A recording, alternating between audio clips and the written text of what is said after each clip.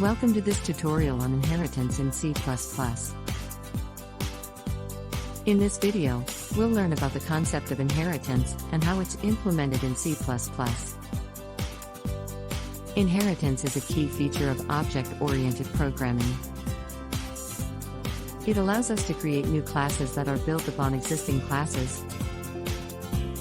The new classes, known as derived classes, inherit the properties and methods of the existing classes, known as base classes.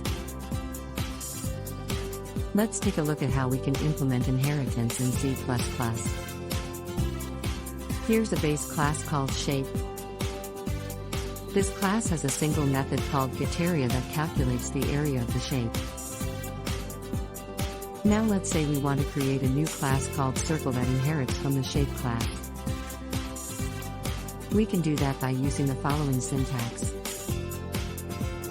Class circle, public shape, public, double getArea, return radius 3.14. Here, we've created a new class called circle that inherits from the shape class using the public keyword.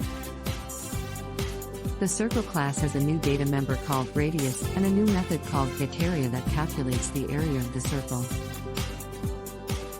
Now let's say we want to create another class called rectangle that also inherits from the shape class. We can do that using the same syntax as before. Class rectangle, public shape, public, double getArea, return length width, private, double length, double width. Here, we've created a new class called rectangle that also inherits from the shape class using the public keyword.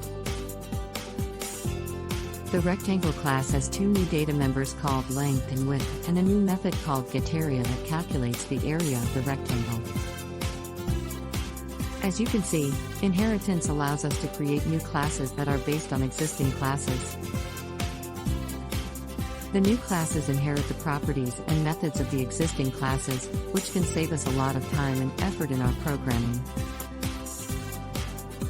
The rectangle class has two new data members called length and width, and a new method called getArea that calculates the area of the rectangle.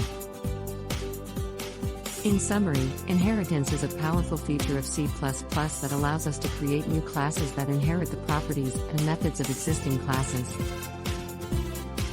By using inheritance, we can save time and effort in our programming and create more efficient and effective code.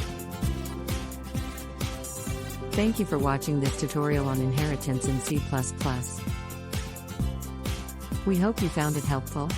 Thank you.